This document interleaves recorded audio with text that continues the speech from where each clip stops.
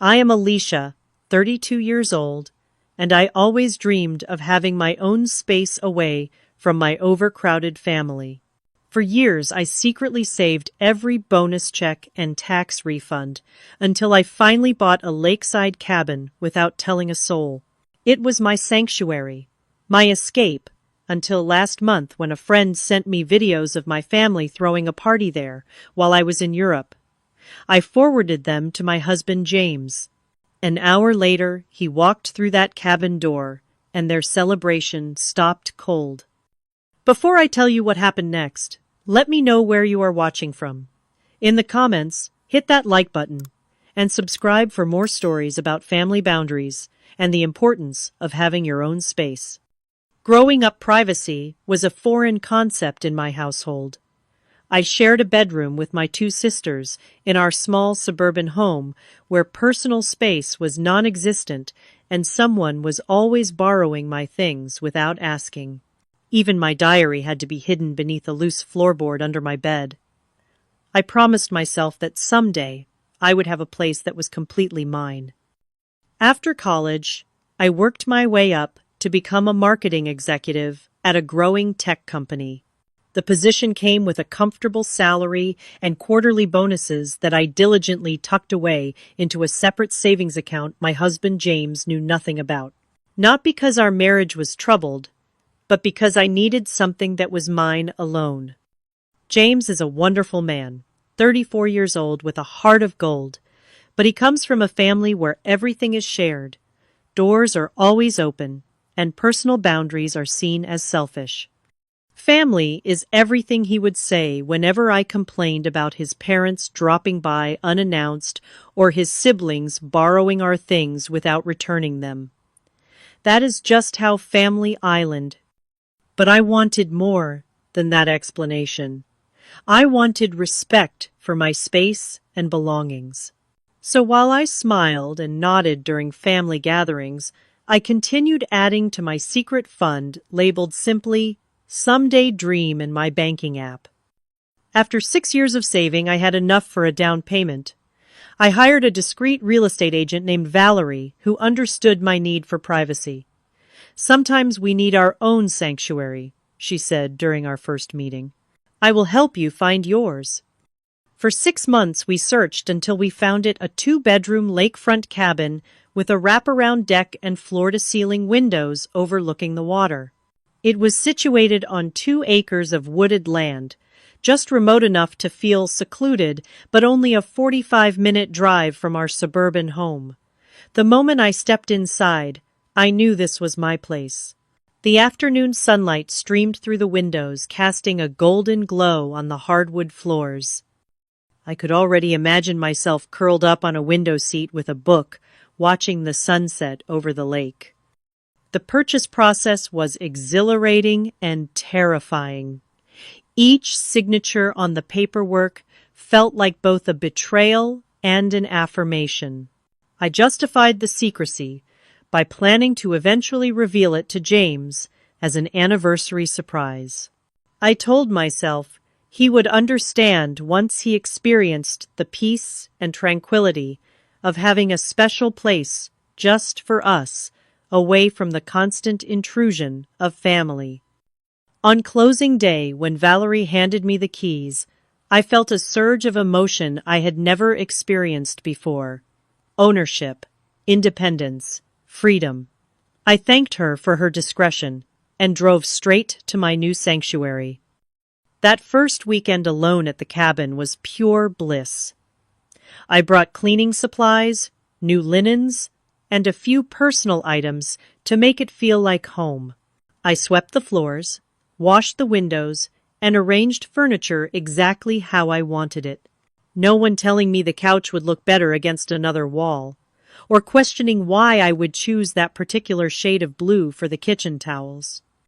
Over the next few months, I undertook small renovation projects. I fixed the creaky boards on the deck, updated the outdated bathroom with new fixtures, and splurged on stainless steel appliances for the kitchen. Every change was my decision, every improvement, a reflection of my taste. My favorite addition was a reading nook in the corner of the living room overlooking the lake. I installed a cushioned window seat with storage underneath, filled it with plush pillows, and positioned a small side table just right for holding a cup of tea and a stack of books. This spot became my refuge, where I would spend hours lost in novels I never had time to read at home. I established a routine of visiting the cabin every other weekend, carefully planning my escapes around family obligations and work commitments. To maintain the secrecy I created, elaborate cover stories, important work projects requiring my full attention visits to college friends in nearby cities, self-improvement retreats that James had no interest in joining. He never questioned these absences, trusting me completely, which added to my guilt even as I reveled in my freedom. The interior of the cabin evolved to reflect my personality in ways my family home never could. I hung abstract art that my mother-in-law would have deemed too modern, used vibrant throw pillows that clashed wonderfully with the rustic furniture, and displayed quirky souvenirs from my travels that had previously been relegated to storage boxes. Every item had a story, and every story was mine. There was guilt, certainly, especially on nights when I would call James from the cabin deck, watching the moonlight shimmer on the lake while pretending to be working late at the office.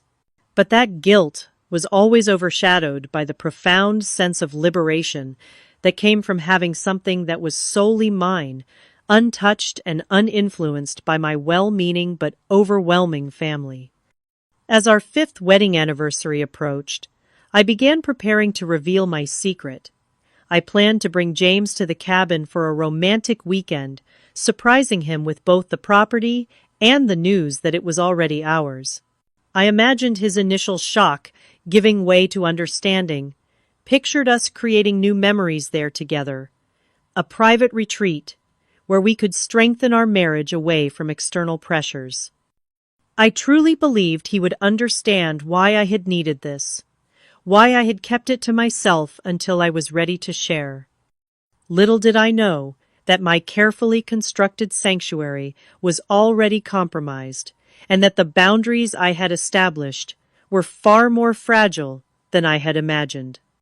To understand why discovering my family in my cabin felt like such a profound betrayal, you need to know more about the people involved. My parents, Martha and Robert, are loving but extraordinarily invasive. They retired 5 years ago, and now dedicate their abundant free time to being involved in their adult children's lives. My mother has never met a boundary she would not cross out of love, and my father enables her with his easygoing, just trying to help attitude. My younger sister Lauren, 29, has been competing with me since childhood. If I achieved something, she needed to achieve it bigger and better, then ensure everyone knew about it. When I bought my first car, she saved for a more expensive model. When I got promoted, she changed jobs to secure a more impressive title. Now she was engaged to her boyfriend Derek, a pleasant but passive man who seemed content to be a prop in Lauren's ongoing competition with me. My older brother Tyler, 35, is the family peacekeeper. While generally laid back and kind, he habitually enables our parents' intrusive behavior with phrases like, "That is just mom being mom," or "they mean well." He has never understood my need for privacy, having surrendered his own long ago.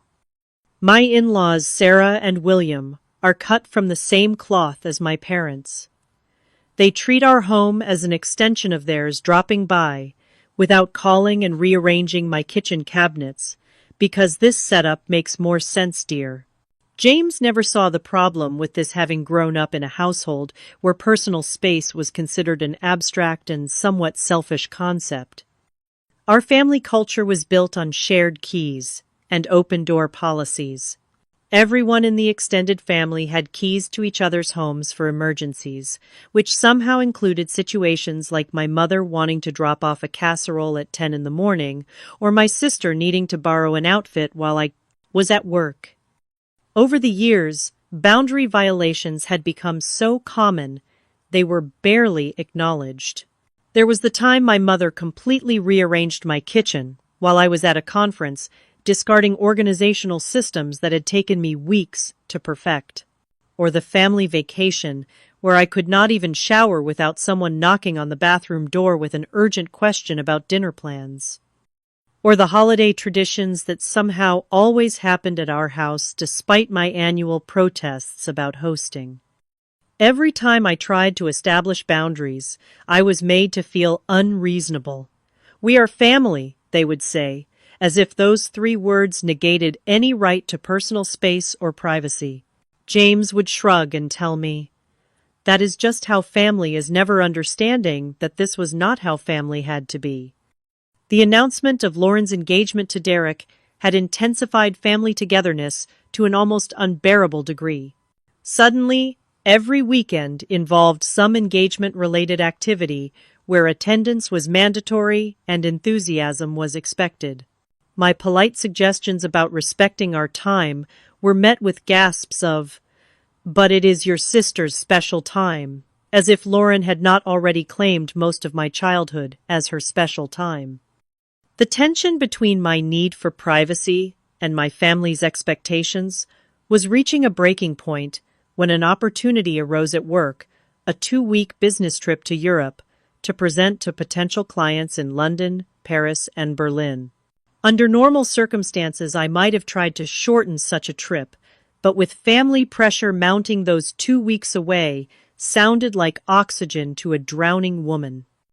As I packed for Europe, I decided that upon my return, I would finally reveal the cabin to James as our anniversary surprise.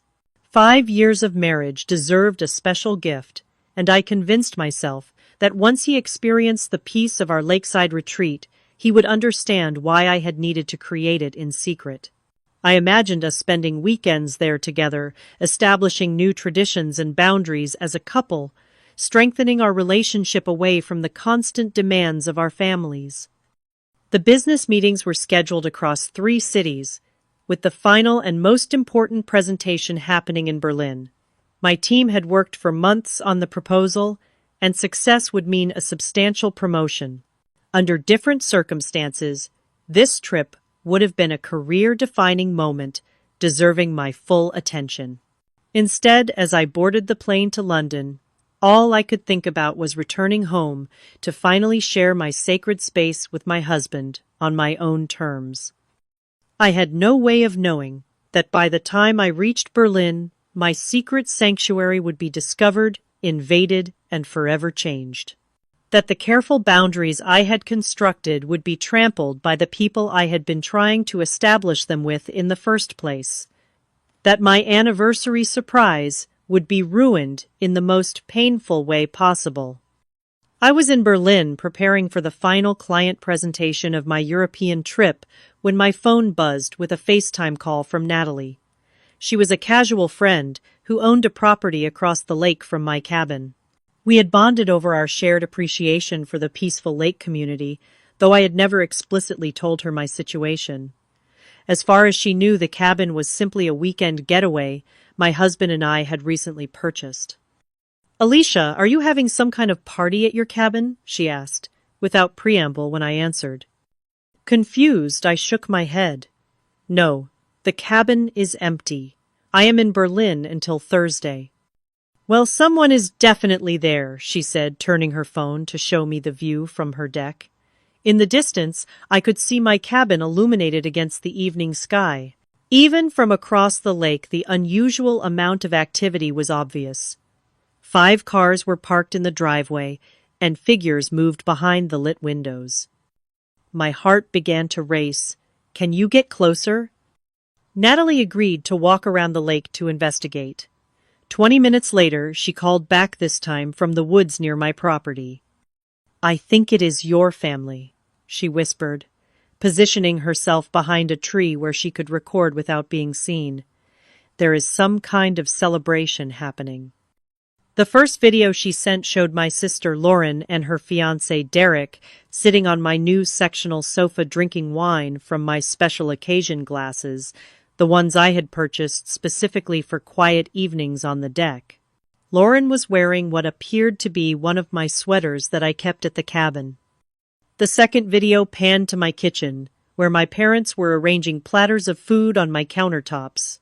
My mother was opening and closing cabinet doors with the familiar confidence of someone who felt entitled to explore another person's space.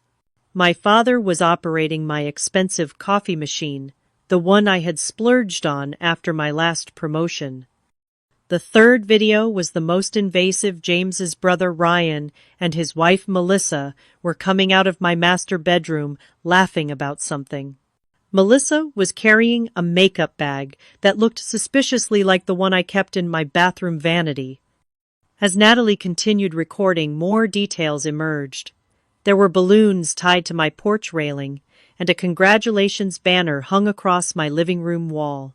Gift-wrapped packages were piled on my handcrafted coffee table, the one I had commissioned from a local artisan. Someone had brought my childhood photo albums, which were spread across the dining table I had so carefully selected. In the background, I could hear my vintage record player spinning one of my rare vinyl albums, a limited edition I had searched for months to find.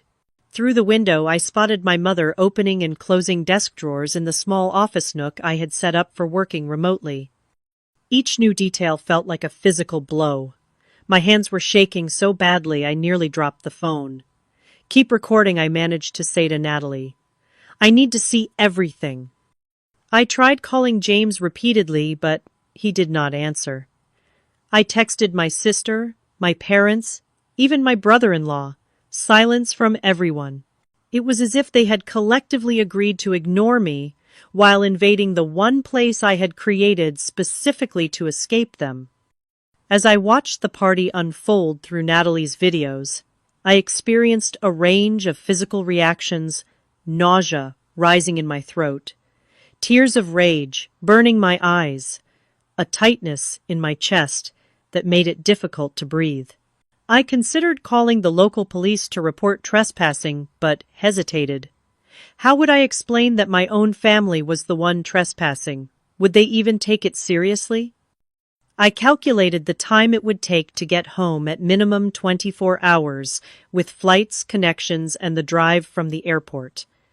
By then, whatever damage they were doing would be complete. I needed to act now, but from thousands of miles away, my options were limited. Out of desperation, I checked Lauren's Instagram. There it was, a geotag, marking my cabin's location with the caption, "Family celebration at our gorgeous new lake house." Our lake house. As if it belonged to all of them. As I scrolled through her feed, I discovered older posts showing various family members at my cabin on different occasions. This was not the first time they had been there. The realization hit me like a physical blow. Someone with a key had betrayed my trust. Someone had not only discovered my sanctuary, but had shared it with the entire family, turning my private refuge into a communal space without my knowledge or consent. My suspicions immediately turned to James. He was the only one who could have known about the financial aspects of our life together that would have hinted at such a purchase. But how had he discovered it? I had been so careful with the paperwork, keeping digital copies secured and physical documents locked away. As Natalie continued sending videos, each more invasive than the last, I made a decision. If James was part of this betrayal, he needed to face it directly. And if he was somehow innocent, then he needed to see exactly what his family and mine were doing in our absence. Sitting in my Berlin hotel room, I debated how to handle the situation from over 4,000 miles away. The professional presentation I had spent months preparing for was scheduled for 9 o'clock the next morning. But concentration was impossible now. All I could think about was the invasion happening at my cabin, the sacred space I had created being desecrated by the very people I had been trying to establish boundaries with. After considering my options, I decided to involve James. If he was not already aware of what was happening, he deserved to know, and if he was complicit, he needed to face the consequences of his actions. With shaking hands, I compiled the most damning videos Natalie had sent and forwarded them to James with a brief message. Our families are throwing a party at my cabin, the one you did not know about. Fix this now. The response was not immediate. For 15 excruciating minutes, I stared at my phone waiting for the 3 dots that would indicate he was typing a reply. When they finally appeared, his message was brief. What cabin? What are you talking about? I sent more videos, these ones, showing his brother and my sister making themselves at home in my private space. This cabin. The one I bought with my money that apparently everyone knows about now. Another long pause before his next message. I had no idea you bought a cabin. I am leaving work now. Send me the address. I provided the location, then added, if you are lying to me about not knowing our marriage is over. His response came quickly. This time I swear I did not know. I am driving there right now. This is unacceptable. The next hour was the longest of my life. I paced my hotel room, checking my phone every 30 seconds, torn between hope that James was being truthful and fear that he had been part of the betrayal all along. Natalie continued providing updates from her vantage point, across the lake, now using binoculars to observe the scene. A new car just pulled up, she texted. Tall guy, dark hair, walking fast, looks angry. James. I asked her to keep watching and record whatever happened next. Through her lens, she described James's arrival, how he slammed his car door strode purposefully to the cabin and flung open the front door without knocking.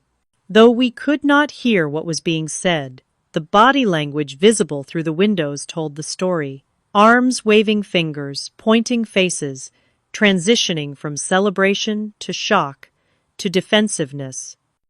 Natalie narrated the exodus that followed. First, my parents walking stiffly to their car, my mother gesturing dramatically while my father tried to calm her. Next came Lauren and Derek. My sister's face flushed with either anger or embarrassment, perhaps both. Last were James's brother Ryan and his wife, looking annoyed as they carried what appeared to be overnight bags to their SUV. Within 20 minutes of James's arrival, the party had completely disbanded. One by one, the cars pulled away, leaving only James's vehicle in the driveway. 10 minutes later, he called me on FaceTime. The scene that greeted me was worse than I had imagined.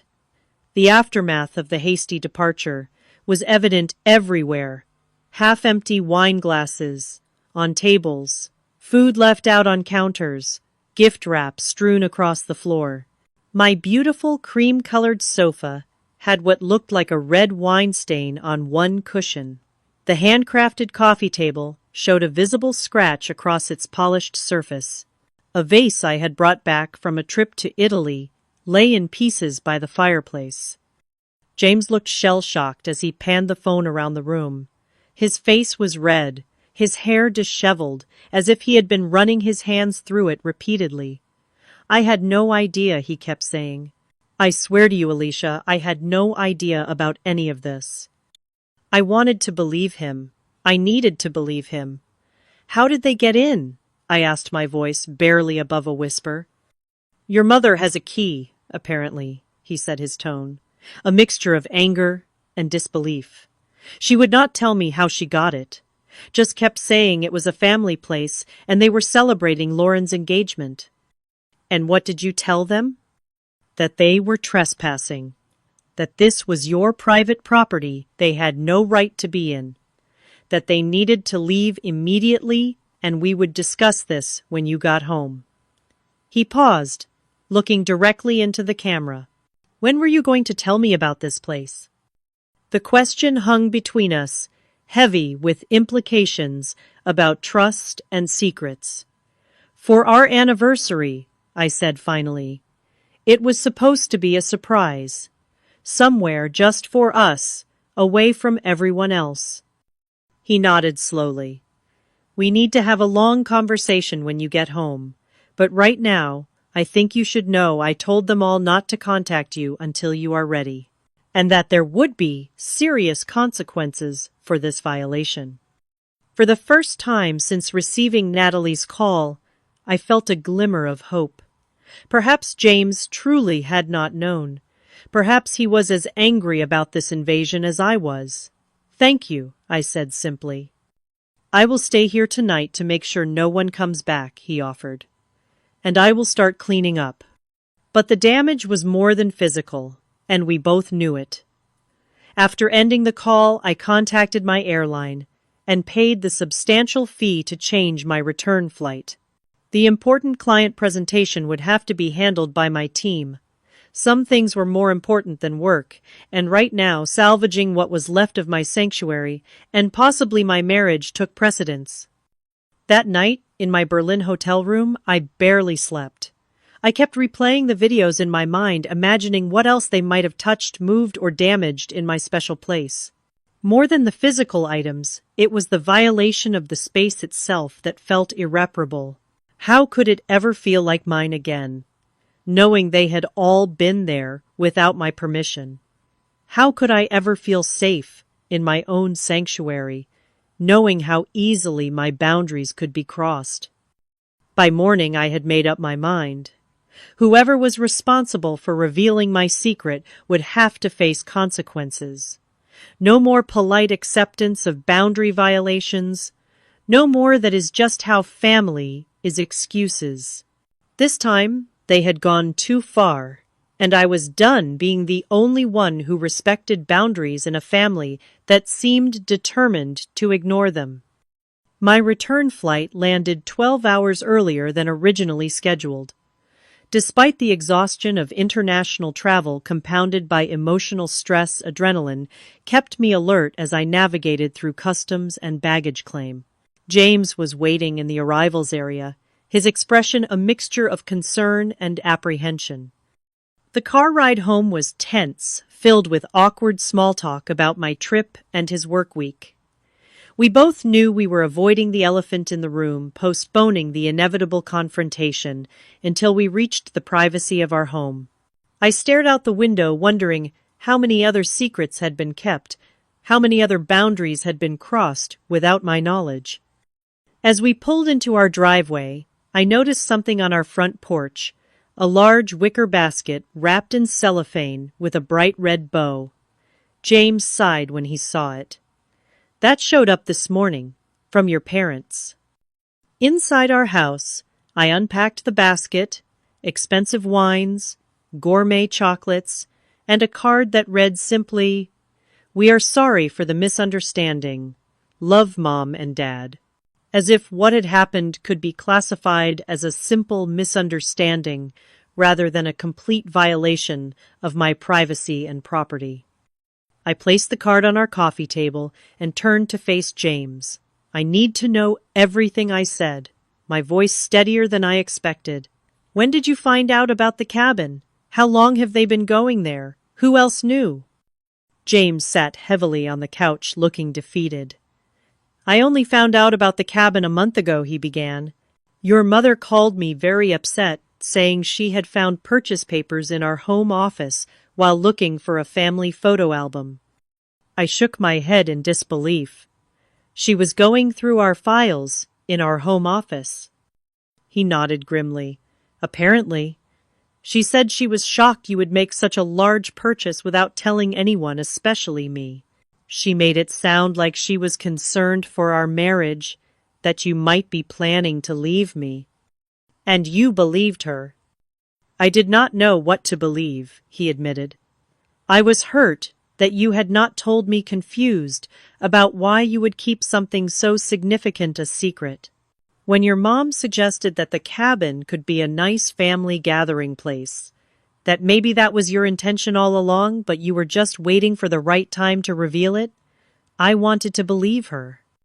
So you gave her permission to use my cabin." The anger I had been suppressing began to surface. "Not exactly," he said, his eyes unable to meet mine. "She already had a key somehow, said she had gone to check it out and it was beautiful, that it would be perfect for family weekends. And you did not think to tell me, to ask me directly. I should have, he acknowledged, but part of me was hurt that you had kept it secret. And your mother was so convincing, saying that of course you would want the family to enjoy such a lovely place, that you were probably just waiting until it was perfectly decorated before revealing it. As we talked, more details emerged. My mother had discovered the cabin 3 months ago, and had been using it for weekend trips with various family members since then.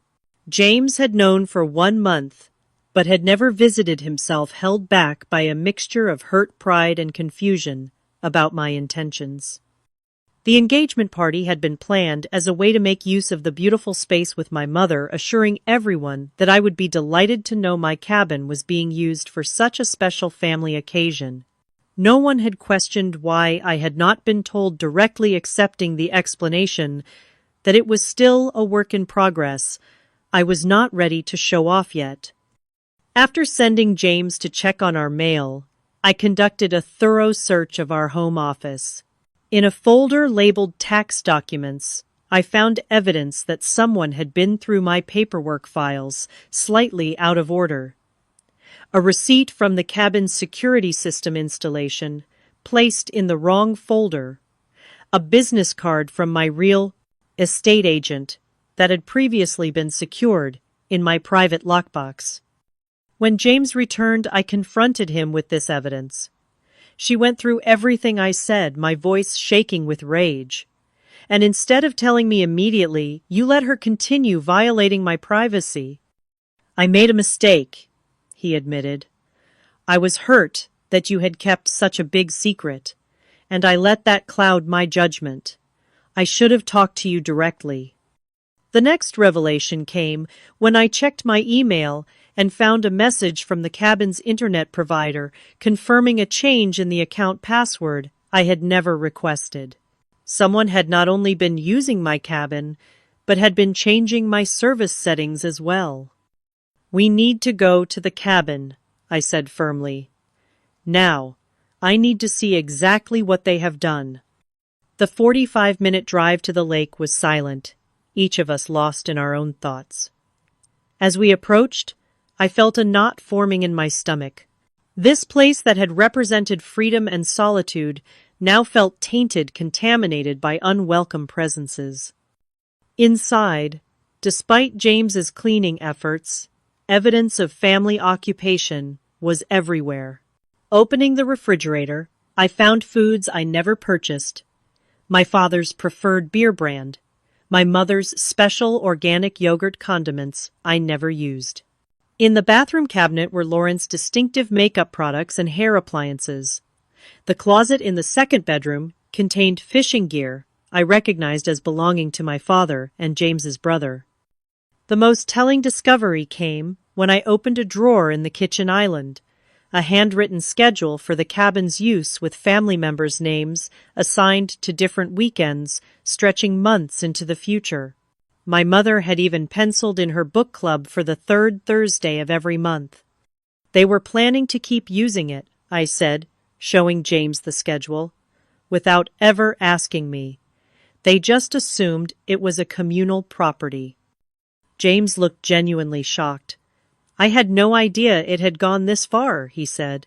When your mother mentioned it to me, she made it sound like they had only visited once or twice just to see it. Not that they were treating it as a timeshare. Further exploration revealed more violations. Neighbors who greeted us as the family from the city, clearly having been introduced to various relatives, presenting themselves as rightful occupants. Photos on my sister's social media, showing multiple family gatherings at my cabin, tagged with Family Lake House Weekend. A coffee mug left in the dishwasher that read World's Best Grandma, presumably brought by my mother and left intentionally. That night, James slept in the cabin's second bedroom, the first time in our marriage we had voluntarily slept apart. I lay awake in my bedroom, staring at the ceiling, listening to the lake sounds that had once brought me peace, but now felt like background noise to my turbulent thoughts. My phone buzzed repeatedly with messages from family members. From my mother, "I do not understand why you are so upset. We thought you would want us to enjoy your beautiful cabin too. That is what family does. We share." From Lauren, "You are totally overreacting. It is just a cabin. Not like we damaged anything important." From my father, "Your mother is very hurt by your reaction. She was only trying to include everyone in your new purchase." From James's brother, "Not cool having your husband kick us out like that. We were just celebrating your sister's engagement." I silenced my phone and closed my eyes, but sleep refused to come. In the morning, I would need to make decisions about how to move forward, not just with the cabin, but with my marriage and my family relationships. One thing was, certain things could not continue as they had been. Boundaries had been crossed that could not be uncrossed, and trust had been broken that would not be easily repaired. The morning after our cabin visit, I made a decision. I needed time alone to process everything. Over breakfast, I told James my plan. "I am taking a week off work to stay at the cabin by myself," I said, stirring my coffee, without meeting his eyes. "I need space to think about everything that has happened." "I understand," he replied, his voice careful. "Do you want me to help clean up the rest of the mess they left?" "No," I said firmly. "I need to do this myself. This was supposed to be my space, and I need to reclaim it on my own terms." He nodded slowly. "I really am sorry, Alicia. I should have told you immediately when your mother mentioned finding the papers. I felt hurt that you had kept such a big secret." "I know," I acknowledged. "We both made mistakes. But right now, I need time to figure out what happens next." After packing clothes and supplies, I drove to the cabin alone. The familiar road that once filled me with anticipation now felt heavy with complicated emotions. As I approached the property, I tried to see it through fresh eyes, to recapture the feeling I had when it was truly mine. Inside, more evidence of family intrusion awaited me. My father's expensive fishing gear was stored in the shed, taking up space I had planned to use for kayaks. A bulletin board in the kitchen now displayed my mother's book club schedule and Lauren's wedding planning timeline. The bathroom cabinet contained toiletries belonging to at least 4 different family members. On social media, I discovered dozens of photos documenting family visits to my sanctuary, my parents hosting friends on my deck, Lauren and Derek cuddled on my window seat, James's parents preparing dinner in my kitchen. Each image felt like a fresh violation, proof that my private refuge had been transformed into a communal space without my consent. I began the reclamation process methodically, room by room. First, I gathered all items belonging to family members and packed them into boxes labeled with each person's name. Then I deep cleaned every surface, as if I could wash away their presence. I rearranged furniture, changing the layout to better reflect my original vision for the space. Each discovery triggered fresh waves of emotion. Anger when I found Lauren had rearranged my carefully organized bookshelf to make room for her romance novels. Betrayal when I realized my mother had replaced my artistic black and white lake photographs with family portraits.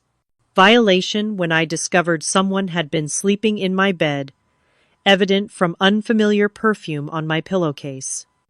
On the second day, I called a local locksmith, who arrived promptly to change every lock on the property. As he worked, I explained that I had lost track of who had keys. He nodded sympathetically, sharing stories of vacation homes compromised by too many duplicate keys circulating. When he handed me the new keys, I felt a surge of satisfaction. This small metal object represented the restoration of my control. Next came security cameras, a doorbell camera to monitor who approached the cabin, and motion sensors covering all entrances. The security company technician helped me set up notifications on my phone that would alert me to any movement on the property when I was not there. Peace of mind is worth every penny, she assured me as she demonstrated how to access the video feed remotely.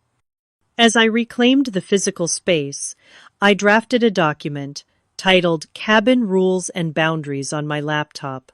Unlike the vague, often ignored boundaries I had tried to establish in the past, these were specific and accompanied by clear consequences. 1. No one enters the cabin without explicit invitation from me. 2. Visits must be scheduled at least 2 weeks in advance. 3. No posting cabin photos or location on social media. 4. No giving out address or access information to others. 5. Violation of these rules will result in 6 months prohibition from visiting. Throughout the week, family members attempted contact. I responded selectively, arranging individual meetings rather than a group confrontation that might devolve into me being outnumbered and overwhelmed. I met my mother at a coffee shop halfway between the cabin and my home. Her initial approach was defensive. I was just trying to include everyone in this wonderful place you found. That is what family does. Looking her directly in the eyes, I replied, "No, Mom. What you did was violate my privacy and property. You went through my personal files, made a copy of my key without permission, and treated my private space as communal property." "But we are family," she insisted, as if those words excused everything. "Being family does not mean having no boundaries," I responded firmly. "Would you enter my bathroom while I am showering? Would you read my private journal? Would you take money from my wallet without asking? Those are all boundaries most people respect, even with family." She seemed genuinely perplexed by the comparison. "That is different."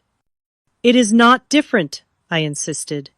"My cabin is my private space just like my bathroom or my bedroom.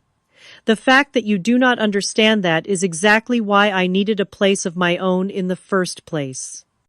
By the end of our conversation, I had made my position clear.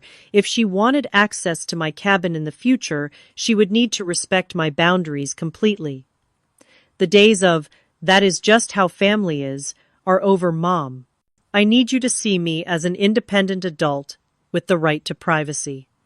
My meeting with Lauren was less productive. She dismissed my concerns as overreaction, insisting that sisters share everything. When I pointed out that she had worn my clothes without permission, she shrugged. They looked better on me, anyway. That comment crystallized decades of competitive dynamic between us. "This is not about the clothes, Lauren. It is about respect. You did not have permission to be in my space to use my things, or to post photos of my private property online."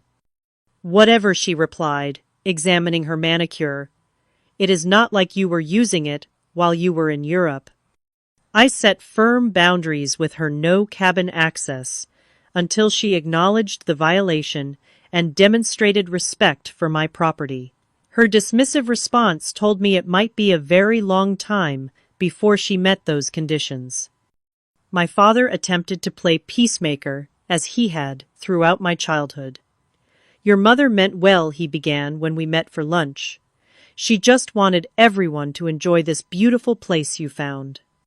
"Dad, I need you to understand something," I interrupted. "Good intentions do not excuse boundary violations. If I had wanted a family lake house, I would have discussed it with everyone. I deliberately created this space as a personal retreat." He seemed genuinely confused. "But why would you want a place all to yourself? Family togetherness is what makes life meaningful. For you, maybe," I acknowledged. "But I need balance between togetherness and solitude. I need spaces that are just mine, where I can decompress and be fully myself without accommodating everyone else's needs and preferences." Though he struggled to understand, he at least seemed willing to try. "I will talk to your mother," he promised, "and I will respect your new rules." By the end of the week, I had reclaimed the physical space of the cabin and established new boundaries with most family members. The final piece was addressing the issues with James. He arrived at the cabin on Friday evening, as we had arranged, looking nervous as he knocked on the door instead of using his key. I invited him in and showed him the changes: new locks, security cameras, rearranged furniture, and the written boundaries document. He took it all in silently before speaking. "I understand why you did all this," he said finally, "and why you needed this place to begin with. I should have respected your privacy when I first learned about it, and I should have shut down your mother's plans immediately." "Yes, you should have," I agreed. "But I also should have been honest with you from the beginning. Keeping such a big secret was wrong, even if my intentions were good." We talked for hours that night, addressing not just the cabin situation, but the deeper issues in our relationship. His tendency to dismiss my need for boundaries, my tendency to keep secrets rather than assert myself directly, our different understandings of family dynamics and personal space. "I want us to see a marriage counselor," I told him. "If we are going to move forward, we need help establishing healthy patterns." He agreed without hesitation. "I want to make this right. I want to understand what you need better than I have been." As we sat on the deck watching the sunset over the lake, I felt cautiously optimistic. The cabin would never be the same purely private sanctuary it had been before. But perhaps it could become something equally valuable, a symbol of my willingness to stand up for myself and establish healthy boundaries, and hopefully, eventually a place where James and I could create new memories untainted by family intrusion. "There are conditions for anyone visiting here," I told him. "Advance notice, limited stays, respect for my things and space. No exceptions, not even for parents or siblings." "I understand," he said, reaching for my hand, "and I will help enforce those boundaries. No more that is just how family is excuses." In that moment, I felt stronger than I had in years. I had created this place as an escape, but perhaps its true purpose was teaching me to stop escaping and start establishing the boundaries I deserved in all areas of my life. 6 months have passed since that fateful day when Natalie's videos revealed my family partying in my secret cabin. In that time, much has changed, not just in my physical spaces, but in the emotional landscape of my relationships. My cabin is truly mine again, a sanctuary where I can retreat when life becomes overwhelming. The security cameras and new locks have prevented any unauthorized visits, and the clear written boundaries have established expectations that even my boundary-challenged family members have been forced to respect. The relationship dynamics within my family have shifted significantly. Some changes have been positive, others more distancing. Lauren maintained her dismissive attitude for several months, refusing to acknowledge any wrongdoing. Our relationship grew distant until 3 months ago, when she called unexpectedly. "I have been thinking about what happened," she said, her voice uncharacteristically subdued. "After Derek and I had a fight about personal space, I started to understand why you were so upset about the cabin. I should not have gone there without your permission." It was not a complete acknowledgement, but it was progress. 2 weeks later, I invited her for a sister's weekend at the cabin, her first authorized visit. The rules were clear, and to my surprise, she respected them completely.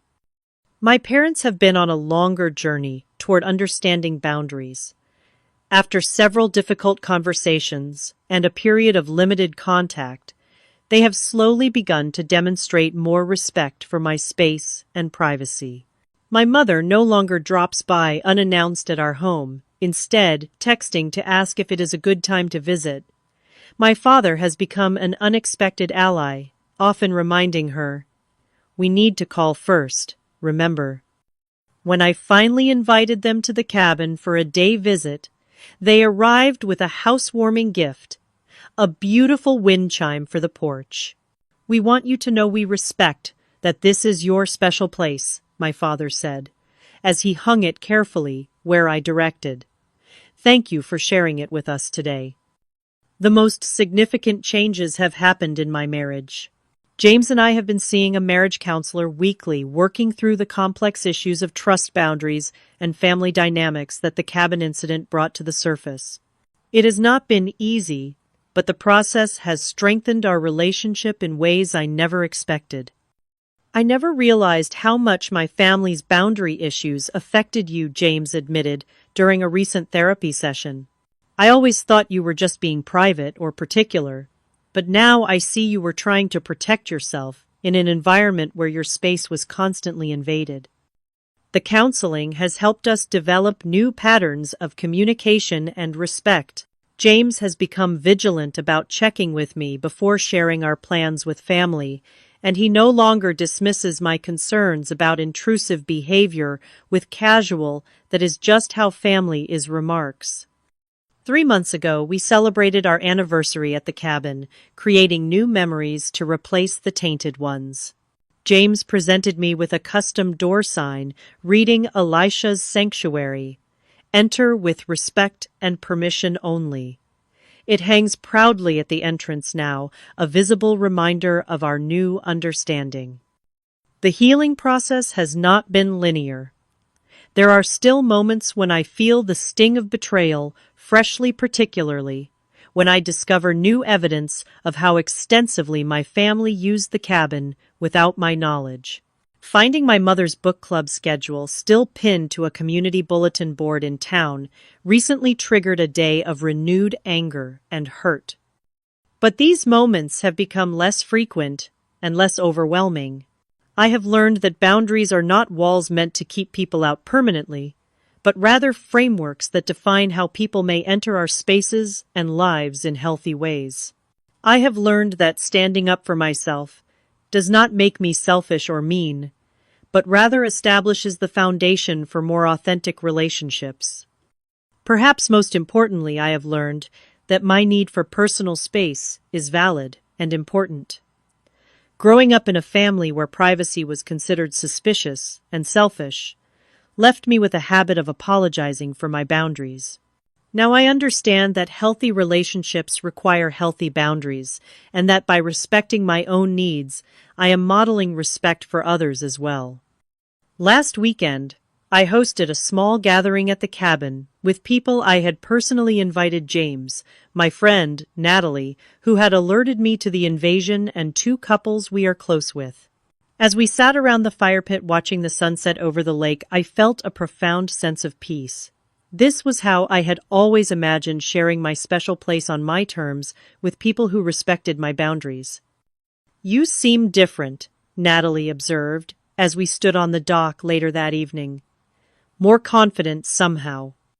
"I am," I replied, watching the moonlight shimmer on the water. I finally learned that having boundaries does not mean pushing people away. It means teaching them how to be close to you in ways that feel safe and respectful. The cabin that was once my secret escape has become something more valuable, a symbol of my growth and self-respect. By standing firm in the face of boundary violations, I have created not just a physical sanctuary, but an emotional one as well. The walls of this cabin now protect more than a building. They protect my right to define how others interact with me and my spaces.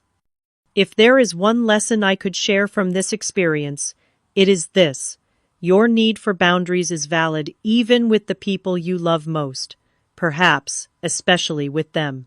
Love without respect is not really love at all, but a form of possession. True love honors the separateness of the other person, their need for privacy and autonomy. In defending my sanctuary, I found something even more precious: my voice. Have you ever had to establish boundaries with family members who did not understand your need for personal space? How did you handle it? Share your experiences in the comments below. If this story resonated with you, please hit the like button and subscribe for more stories about navigating complex family dynamics and personal growth. Thank you for listening to my journey, and remember, it is never too late to create the boundaries you deserve in your life.